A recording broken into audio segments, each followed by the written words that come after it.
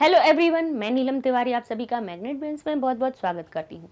Magnet brains एक ऐसा channel है जहाँ पर आपको किंडरगार्टन से लेकर 12th क्लास तक का सारा स्टडी मटेरियल बिल्कुल फ्री अवेलेबल करवाया जाता है। तो सबसे पहले आज हम जो पढ़ने वाले हैं वो है हमारा नया पाठ, जो है हमारा कौन सा, कल्पतरु।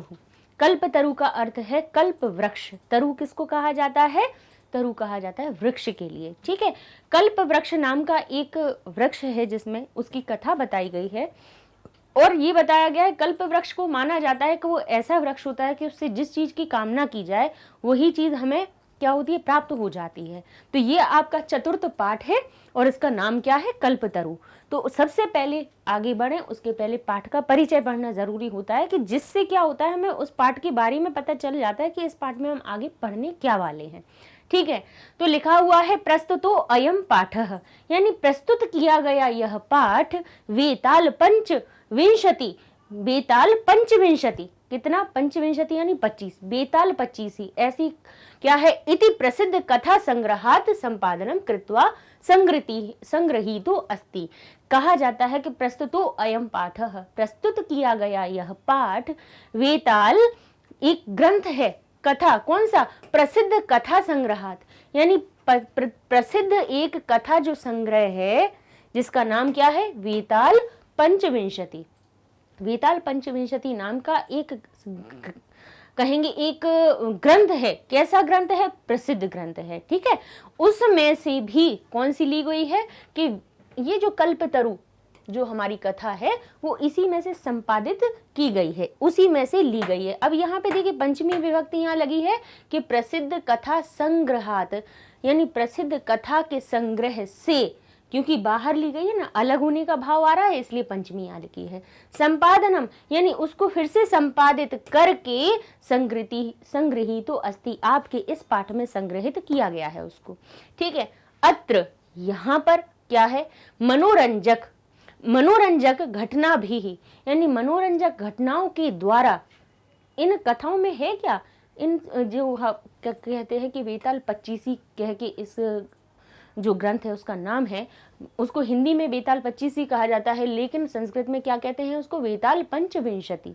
ठीक है, इसमें क्या किया गया है कि अत्र मनोरंजक घटना भी, यानी मनोरंजक जो घटनाओं के द्वारा, विस्मयकारी घटनाभिष्ट, मनोरंजक घटनाओं के द्वारा, और च का अर्थ आया और विस्मयकारी घटनाओं के द्वारा, और विस्मित यानी आश्चर्यचकित करने वाली, हम कहते हैं ना थ्रिलर मूवीज होती हैं, आश्चर्यचकित हो जाते हैं हम उसमें, तो ऐसे ही विस्मयकारी घटना भी जीवन मूल्यानाम, यानी जीवन के मूल्यों को निरूपणम वर्तते, निरूपित किया गया है। ठीक है, किनके द्वारा, मनोरंजक घटनाओं के द्वारा और विस्मयकारी घटनाओं के द्वारा जीवन मूल्यों को निरूपण किया गया है। अस्याम इस कथायाम, अस्यायाम कथायाम इस कथा में, अस्यायाम कथायाम इस कथा में पूर्व कालात, यानी पूर्व काल के, कौन, पूर्व कालातः यानी पूर्व काल से ही स्वगृहोद्याने स्थित कल्प वृक्षेण जीतमोहन वाहन लौकिक पदार्थान, कहते हैं लौकिक पदार्थान न याचत। अब इसमें क्या बताया गया है कि अस्याम कथायाम, इस कथा में पूर्व कालतः, पूर्व काल के ही एक कोई कौन थे, एक राजा थे, राजा का नाम था जिमुतवाहन, जो क्या करते हैं, स्वगृह उद्याने, अपने घर के उद्यान में स्थित कल्प वृक्ष के द्वारा लौकिक पदार्थों की याचना नहीं करते हैं। जबकि कल्पतरु जो होता है, कल्प वृक्ष ऐसा होता है जो क्या होता है, जिससे उससे जो मांगते हैं वो ही हमारी मनोकामना पूरी होती है। तो लोगों को क्या चाहिए, कहेंगे पैसा दे दो, ये दे दो, वो दे दो, लेकिन खुद के उद्यान में रहते हुए भी कल्पतरु की हर किसी को इच्छा होती है ना। कल्प वृक्ष हर कोई चाहता है कि हमारे सामने ऐसा कोई वृक्ष आ जाए जिससे हमें क्या हो जाए, जिससे हमारी मनोकामना पूरी हो जाए। तो ऐसे वृक्ष की जो उनके खुद के घर के उद्यान में होते हुए भी वो जो राजा थे उन्होंने क्या किया कि कोई भी लौकिक पदार्थ की याचना नहीं की, अपितु उसके अलावा क्या किया उनने, सह यानी उन्होंने सांसारिक प्राणी नाम, संसार के जो प्राणी हैं उनके दुखानी, उनके दुखों को अपकारणाय यानी अपकार यानी दूर करने के लिए वरम याचते, वर की याचना करते हैं। उनको पता है कि कल्पतरु ऐसा है कि जिससे हम जो भी मांगेंगे वो इससे हमें प्राप्त होगा, लेकिन फिर भी वो क्या करते हैं, अपितु जब याचना करते हैं तो फिर भी वो क्या करते हैं, सह यानी वे सांसारिक प्राणी नाम संसार के प्राणियों के दुखानी दुखों को अपकारणाय यानी अपकारण करने के लिए, दूर करने के लिए वरम याचते, वरदान की याचना करते हैं, खुद के लिए लौकिक पदार्थ नहीं मांगते हैं। यतो ही लोकाभ्योग्यो भौतिक पदार्थ जल तरंग वद अनित्या संति। कहते हैं यतो ही, इसी प्रकार से बताया गया है क्योंकि लोक भोग्यो, लोक में भोगने युक्त जो भौतिक पदार्थ हैं वो जल तरंगों की भांति अनित्य होते हैं, क्योंकि वो जानते हैं कि जो हम जिन चीजों का भोग करते हैं, जिन चीजों को हम प्रयोग करते हैं वो जल तरंगों की भांति होती हैं। अस्मिन संसारे, इस संसार में केवलम, जो केवल क्या, परोपकार ही सर्वोत्कृष्ट चिर स्थायी तत्वम अस्ति। इस संसार में, अस्मिन संसारे, इस संसार में केवल परोपकार ही सर्वोत्कृष्टम, सबसे उत्कृष्ट, चिर स्थायी, हमेशा स्थायी रहने वाला तत्वम अस्ति, सबसे स्थायी रहने वाला तत्व है। तो ये हमारा क्या हो गया, पाठ का परिचय हो गया। अब इसको हम अपना क्या देख लेते हैं, हिंदी में देख लेते हैं कि वेताल पंचविंशति मनोहर एवं आश्चर्यजनक घटनाओं से युक्त कथाओं का अनोखा संग्रह है। प्रस्तुत पाठ से लिया गया है, इसके द्वारा जीवन मूल्यों की स्थापना की गई है। इस कथा में पर्वतराज हिमालय के, अब ये सार बता रहे हैं, उसका अर्थ हमने बता दिया, यहाँ पे सिर्फ अपन सार पढ़े लेते हैं कि हिमालय के शिखर पर स्थित कंचनपुर नाम का नगर का वर्णन किया गया है। इस कथा में हम क्या पढ़ेंगे कि हिमालय, पर्वतराज जो हिमालय है, पर्वतों का राजा कहा जाता है ना, किसको, हिमालय को। उनके शिखर पर स्थित कंचनपुर नाम का एक क्या है, नगर है, उसका वर्णन किया गया है। उसमें जीमूत केतु नाम का विद्याधरों का स्वामी रहता है, विद्याओं को धारण करने वाले। विद्याधर किसको कहा जाता है, जो बहुत सारी विद्याओं को धारण करते हैं, विद्याधरों के स्वामी रहते हैं। उसने उद्यान में, उनके उद्यान में क्या है, कल्पतरु वृक्ष था। जीमूत केतु के यहाँ जीमूत वाहन नाम का पुत्र हुआ। वह स्वभाव से अत्यधिक दयालु और परोपकारी था।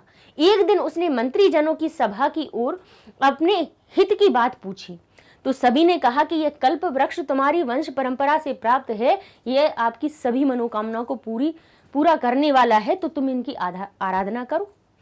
ठीक है, सब लोगों ने उनने कहा कि मेरे हित की इच्छा बताओ कि मैं अपना हित कैसे कर सकता हूँ या अपने राज्य का हित कैसे कर सकता हूँ। तो मंत्रियों ने कहा कि आपके उद्यान में जो कल्पतरु वृक्ष है उसकी आराधना करो और उससे आपको सब फलों की प्राप्ति हो जाएगी। तब जो जीमूत वाहन ने अपने पिता के पास जाकर कहा कि मैं इस कल्प वृक्ष से अपने मनोरथों की पूर्ति चाहता हूँ, तो उसके पिता ने उसको कल्प वृक्ष की आराधना करने की अनुमति दे दी। तत्पश्चात जीमूत वाहन ने जब कल्प वृक्ष के पास जाकर प्रार्थना किया कि देव आप मेरी इच्छा पूर्ति करें, तो मेरी इच्छा यह है कि इस पृथ्वी पर कोई भी निर्धन न बचे। यह सुनकर कल्प वृक्ष ने प्रसन्न होकर धन की वर्षा की। इससे जीमूत वाहन का यश सर्वत्र फैल गया। इस प्रकार की ये कथा अब हम आगे पढ़ने वाले हैं। ठीक है, तो अब हम शुरू करते हैं अपनी पहली लाइन से। लिखा हुआ है अस्ति, अस्ति का अर्थ है। अस्ति का अर्थ क्या होता है? हिमवान नाम सर्वरत्न भूमि नगेंद्र। अब कहते हैं सर्वरत्न भूमि, सभी रत्नों की भूमि। नगेंद्र यानी नग का इंद्र, नग किसको कहा जाता है? पर्वत। इंद्र यानी राजा, पर्वतों का राजा। किस नाम से? हिमवान यानी हिमालय नाम का है। हिमालय नाम का, अब इसको हम कैसे बोलेंगे? हिमालय नाम का सर्वरत्नों से विभूषित पर्वतों का राजा नाम है, जिसका नाम क्या है? हिमालय है। तस्य सानो, तस्य सानो, सानो यानी होती है चोटी, उसकी चोटी ऊपरी। तस्य सानो ऊपरी, उसकी चोटी के ऊपर विभाति यानी विभूषित है। क्या विभूषित है? कंचनपुरम। अब कंचनपुर से समझ में ही आ रहा है कि कंचन जैसी नगरी होगी। कंचन किसको कहा जाता है? सोने को। इसलिए उसका नाम भी क्या है? कंचनपुरम, यानी कंचनपुर नाम का नगरम, नगर वहां पर स्थित है। विभाति यानी विभूषित हो रहा है।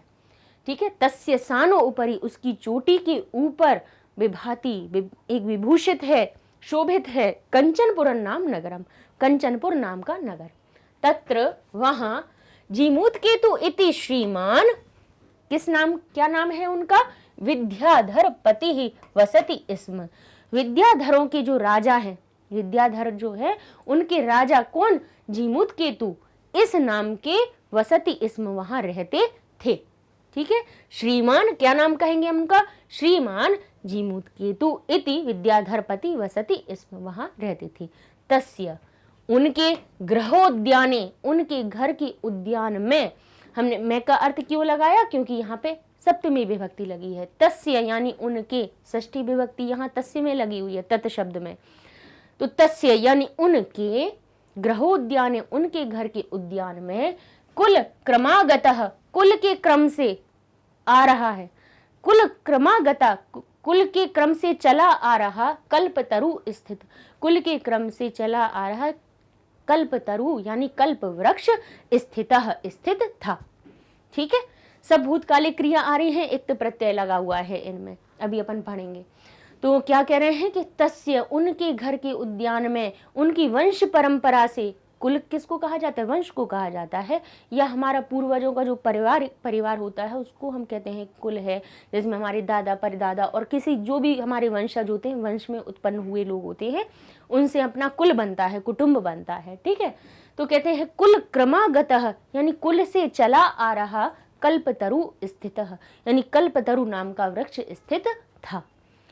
ठीक है, अब यहाँ पर देखिए इसी ये जो हमने आपको बताया वही इसमें अनुवाद लिखा हुआ है। लिख इसलिए देते हैं, समझा तो हमने दिया ही, आपको लिखना इसलिए ज़रूरी है कि भाई हमने आपको बता दिया, फिर इसके बाद अगर आप स्वयं से जब पाठ पढ़ेंगे इसको, तो आपके को कहीं कोई चीज़ नहीं आ रही है तो आप यहाँ से उसको देख सकते हैं।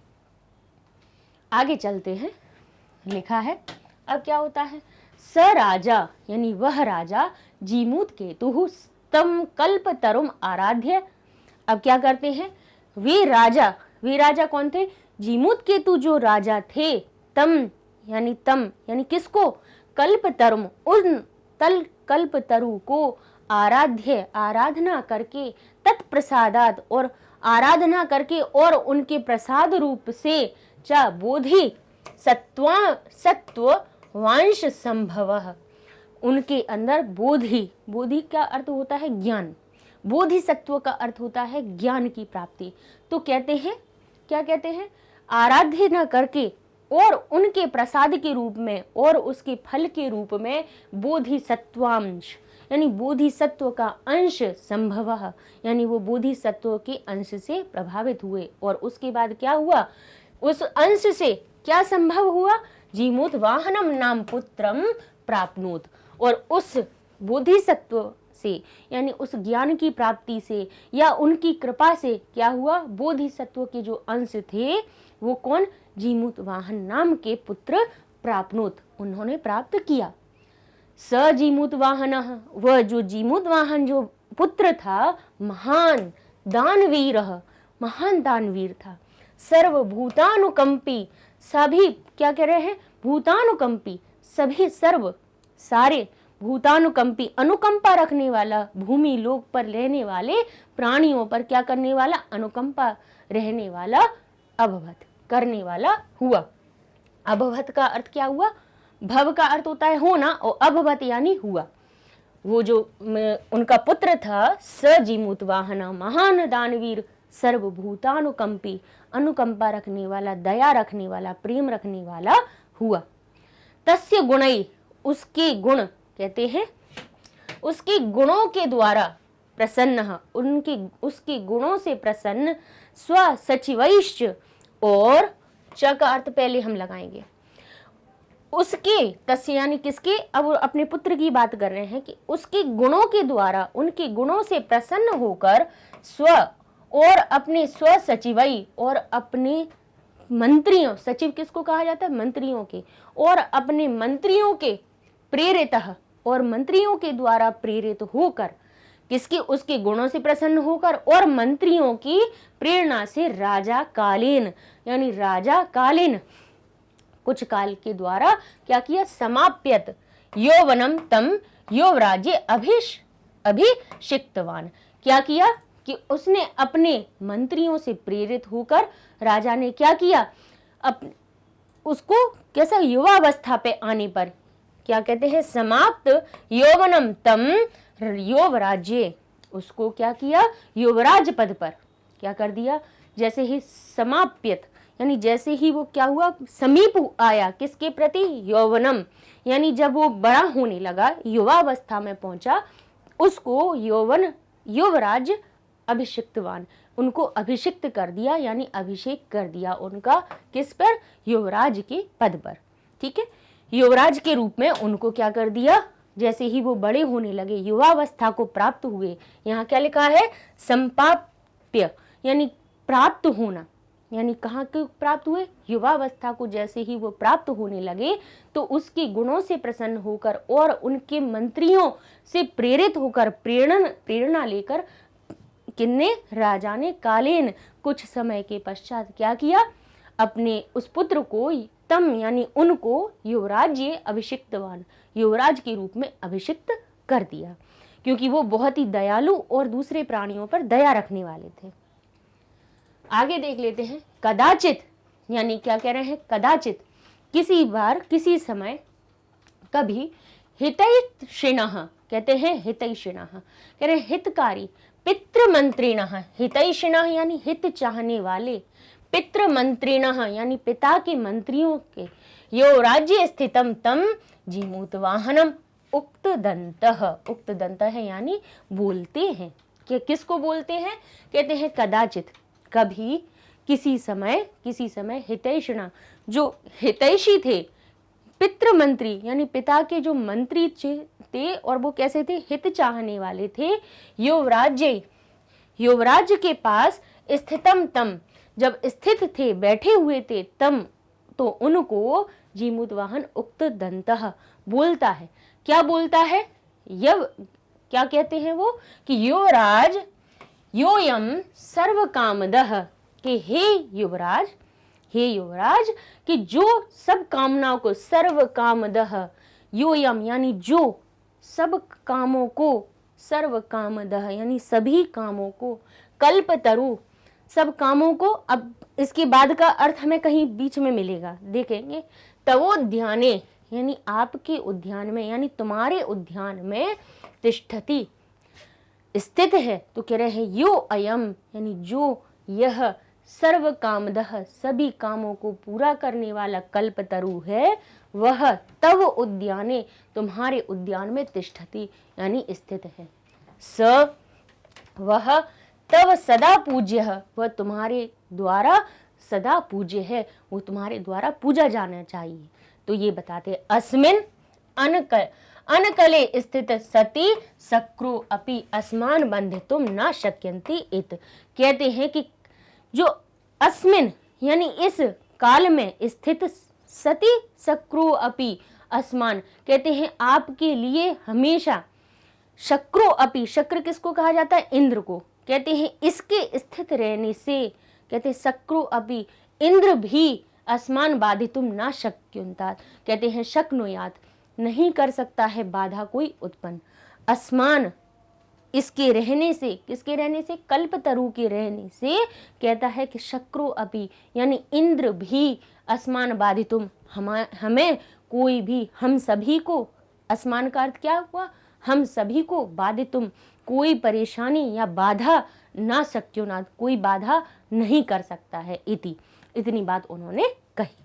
ठीक है, क्या उन्होंने बोला कि इसके रहने से, है ना, अस्मिन, ये इसके ये अनकले नहीं है, अनुकूले होगा ये, कि अनुकूल स्थिति, इसके अनुकूल होने पर, कि क्या कह सकता है कि सक्रो अपि जो इंद्र तक राजा है, वो भी क्या कर सकते हैं, कभी भी बाधा उत्पन्न नहीं कर सकते हैं, इतना अच्छा है ये कल्पतरु। ऐसा किन्होंने कहा, जो पिता के मंत्री हितैषिणः, यानी हितैषी जो पिता के मंत्री थे, पितृमंत्री थे, उन्होंने किसको बोला, जो युवराज था उनको ऐसी चीजें बोली। अब इस जो हमने पैराग्राफ को पढ़ा, अब इसमें आने वाले पहले शब्दों को भी हम समझ लेते हैं कि इसमें शब्दों के अर्थ कौन कौन से हैं। जैसे लिखा है नगेंद्र, नग शब्द हमने बताया, नग का अर्थ होता है पर्वत और इंद्र का अर्थ होता है राजा, यानी इसका अर्थ क्या बना, नगेंद्र का अर्थ पर्वतों का राजा। अब संप्राप्त यौवनम, संप्राप्त यौवनम का अर्थ हुआ कि वहां पे क्या समाप्त लिखा हुआ था, गलत लिखा हुआ था इधर, यहाँ पे समाप्त है, ये संप्राप्त है कि प्राप्त होते हुए, यौवन को प्राप्त होते हुए। तो यौवन को प्राप्त होते। सनो ऊपरी, सनो यानी चोटी के ऊपर, यौवराज्य युवराज के पद पर, विभाति शोभित है, अभिषिक्तवान अभिषेक कर दिया, वसति इसमें यानी रहता था, कदाचित यानी किसी समय, कुल क्रमागत कुल परंपरा से आया हुआ, सर्व कामदह सभी कामनाओं को पूरा करने वाला, आराध्य आराधना करके, अस्मिन यानी इसके रहने से, तत्प्रसादात उसकी कृपा से, अनुकूले अनुकूल रहने पर, संभव यानी उत्पन्न हुए, स्थिते यानी रहने पर, प्राप्नोत प्राप्त किया, बाधितुम दुखी करने में, बाधा उत्पन्न करने में, सर्वभूत अनुकंपी, अनुकंपी है ये, सर्वभूत अनुकंपी यानी सभी प्राणियों पर दया करने वाला, न शक्युनाथ समर्थ नहीं है, नहीं कर सकता ऐसा, प्रेरित यानी प्रेरणा दिया गया, प्रेरित किया गया, प्रेरणा दी गई, ऊपरी। अब देखते हैं अव्यय, ये हमारे शब्दार्थ हुए। अब इसके बाद आते हैं अव्ययों पर। तो अव्यय कौन से आते हैं, जैसे ऊपरी शब्द है वो अव्यय आया है। कैसे पूछेंगे, वहां पर आपको एक वाक्य दे देंगे और कहेंगे बताइए एतस्य वाक्ये कह अव्यय अस्ति, यहाँ बताइए कौन सा अव्यय है। तब आप उसमें 2-4 शब्द लिखे हुए हैं, ऊपरी भी लिखा हुआ होगा, खगा लिखा होगा, तिष्ठति लिखा होगा, गृहस्य लिखा होगा। तब आपको अव्यय अगर पता होगा मालूम तो आप लिख देंगे कि ऊपरी जो शब्द है वो हमारा एक अव्यय है, जिसका अर्थ होता है ऊपर। ऊपरी, अधः, न, तत्र, अत्र, यत्र, यदा, कदा, तदा, ये सब हमारे क्या है, अव्यय है, अपन ने पढ़े हुए हैं। नहीं भी पढ़े हैं आपने तो 10th क्लास के वीडियोस में चले जाइए, वहां पर आपको अव्यय मिल जाएंगे, सारे अव्यय एक बार में पता चल जाएंगे कि कौन से होते हैं। तत्र, तत्र का अर्थ क्या होता है, वहां। जैसे ऊपरी का हमने क्या कहा, गृहस्य ऊपरी खगा तिष्ठति, घर के ऊपर खग बैठे हुए हैं। तत्र का अर्थ होता है वहां, यानी त्वम तत्र गत्वा स्वपाठम पठ, तत्त्वम तुम वहां जाकर अपना पाठ पढ़ो, त्वम तत्र गत्वा वहां जाकर स्वपाठम पठ अपना पाठ पढ़ो।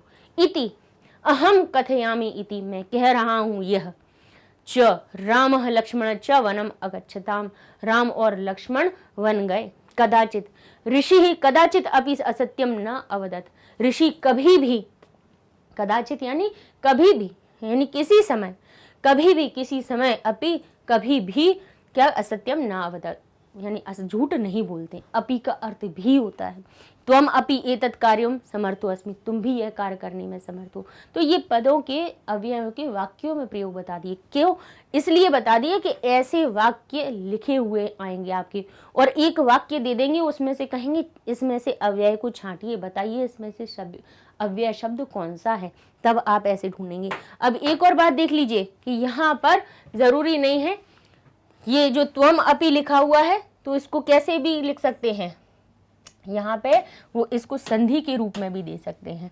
तो यहाँ पे लिखा हुआ होगा आपका त्वम अपि, त्वम अपि दिख जाए तो पी दिखे आपको तो समझ जाइएगा कि इसमें है ना छुपा हुआ है अपि।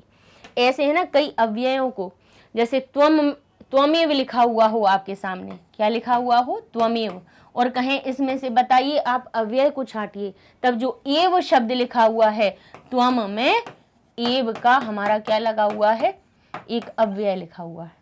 ठीक है, इस प्रकार से क्या हो जाता है, हमारे पदों का वाक्यों में प्रयोग हो जाता है। तो अब कुछ विशेषण विशेष्य देख लेते हैं कि कौन से ऐसे वाक्य आए जिनकी विशेषता दूसरे शब्दों ने बताई। विशेषण विशेष्य क्या होते हैं हमारे, एक शब्द जब दूसरे शब्द की विशेषता बताए, या फिर कहें कि जितने भी नाम, संज्ञा, सर्वनाम जो शब्द होते हैं उनकी विशेषता जब कोई शब्द बताता है तो वो हमारा विशेषण बन जाता है।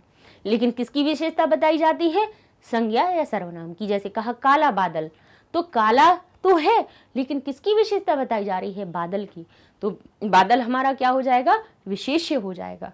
तो यहाँ पे विशेष्य शब्द जैसे कौन से आए हैं, हिमवान, हिमालय, जिसको विशेषण के रूप में किसने बताया, उसकी क्या विशेषता बताई, कहा सर्व रत्न भूमि नगेंद्र, है ना। सर्वरत्न भूमि ही शब्द ने भी विशेषता बताई, नगेंद्र शब्द ने भी बताई। ये तो सब इकट्ठा लिख दिया, लेकिन अगर अलग अलग से भी पूछे तो नगेंद्र यानी पर्वतों का राजा हिमवान, तो नगेंद्र शब्द ने भी उसकी विशेषता बताई कि हिमवान कैसा है, हिमालय कैसा है, पर्वतों का राजा है। सर्वरत्न भूमि कौन है, हिमवान है। ठीक है, अब कहते हैं कल्पतरु। कल्पतरु कैसा है, उसकी विशेषता क्या है कि वो कुल क्रमागतः, कुल के क्रम से आया जाता है, कुल की परंपरा के अनुसार उनके यहाँ पर आ रहा है। तो कल्पतरु शब्द की कुल क्रमागतः शब्द ने विशेषता बताई, तो वो विशेषण बन गया। अस्मिन, इस, अब अस्मिन शब्द की भी विशेषता किसने बताई, अनुकूले स्थिति, इस अनुकूल स्थिति में या इस सही समय पर। अब जीमूत केतु शब्द की विशेषता किसने बताई, श्रीमान विद्याधर पति ही शब्द ने, ये इनकी विशेषता, इन राजा की विशेषता थी। ऐसे ही जीमूत केतु शब्द के लिए जो राजा या सह शब्द आया वो भी उसके विशेषण है। ऐसे ही जीमूत वाहन जो हमारा युवराज था उसकी क्या आई विशेषता कि बोधि सत्वांश संभव, यानी बोधि सत्व के अंश से उत्पन्न हुआ। बोधि सत्व का अर्थ क्या होता है, बोध का अर्थ होता है ज्ञान होना, और सत्व यानी उनके अंदर ज्ञान का प्रादुर्भाव हुआ और उससे उत्पन्न हुए कौन, जीमूत वाहन नाम के युवराज। सह शब्द की विशेषता क्या बताई कि वो कैसा था। सह शब्द पहले तो ये बताइए तो सर्वनाम है, लेकिन इस पूरे गद्यांश में सह शब्द किसके लिए आया, जो युवराज का नाम था ना जो जीमूत वाहन, उनके लिए सह शब्द का प्रयोग हुआ। और उनके लिए कौन कौन सी विशेषता बताई गई थी कि वह महान, दानवीर, सर्वभूतानुकंपी, ये 3 शब्दों ने उनकी विशेषता बताई, तो सह शब्द के ये विशेषण बन गए। तो क्या करेंगे वो, आपको देखिए पूछे कैसे जाएंगे, लिख देंगे कि पूरी एक ऐसे गद्यांश लिखा हुआ होगा और कह देंगे कि हिमवान इति पदस्य कह विशेषणम अस्ति। बताइए हिमवान शब्द की किसने विशेषता बताई, तब आपको ऑप्शन में लिखा हुआ सर्वभूमि है और एक जगह नगेंद्र भी लिखा हो, या फिर एक जगह सिर्फ लिख दिया सर्वरत्न भूमि और एक जगह लिख दिया नाम, एक जगह लिख दिया अस्ति, एक जगह कुछ और लिख दिया, तब आप कहेंगे कि सर्वरत्न भूमि जो शब्द है यानी सभी रत्नों से विभूषित शब्द जो है वो हिमवान की विशेषता बता रहा है। ठीक है, ऐसे ही सह शब्द लिखा हुआ होगा, कहेंगे सह इतस्य पदे विशेषणम कह। बताइए कि सह जो पद है उसका विशेषण क्या है, तब आप कहेंगे कि महान, दानवीर, सर्वभूतानुकंपी, इसके क्या है, विशेषण शब्द है। ठीक है, इस प्रकार से आप विशेषण और विशेष्य बता सकते हैं। और भी है, सह का हमने पढ़ ही लिया है। राजा, राजा शब्द की किन किन शब्दों ने विशेषता बताई, प्रसन्न, वो राजा कैसा, प्रसन्न होकर, प्रेरित होकर उस राजा ने, प्रसन्न होकर उस राजा ने, तो राजा कैसा हुआ, प्रेरित हुआ, किससे, मंत्रियों से। किससे प्रसन्न हुआ, अपने युवराज से।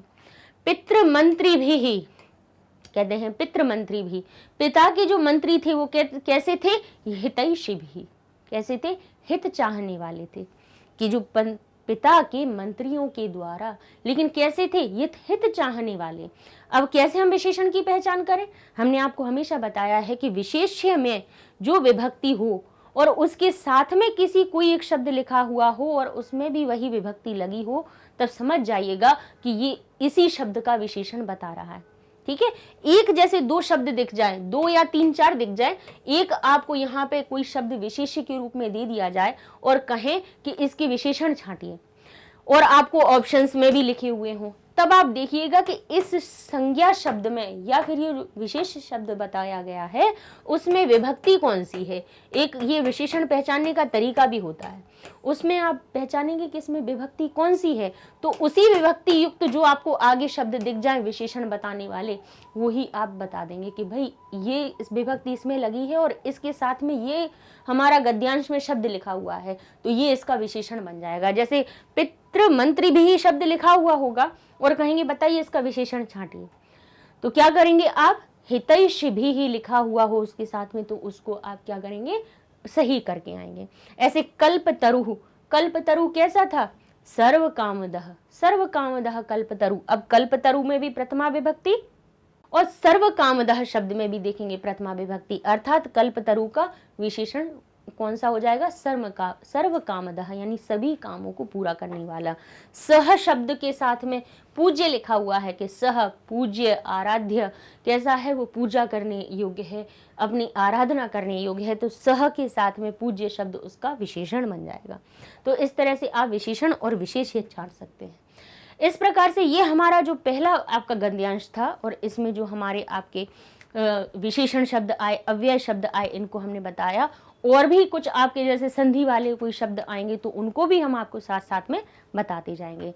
तो नेक्स्ट वीडियो में हम इसके गद्यांश को आगे पढ़ेंगे कि अब क्या होता है, कोई उसके आगे कौन सी घटना घटित होती है, या फिर आगे कथा में क्या होगा, उसको हम अपने अगले वीडियो में करेंगे। उसके पहले हम आपको थोड़ा वेबसाइट के बारे में बता देते हैं कि हमारी जो मैग्नेट ब्रेन्स वेबसाइट है, उस पर जाकर आप हमारे या जितने भी जो चैनल की वीडियोस हैं उनको आराम से सर्च कर सकते हैं। कैसे कि सीधा आप गूगल पे टाइप कीजिए magnetbrains.com, आप इंटर करते हैं, वैसे ही आपके सामने ये पेज ओपन हो जाता है।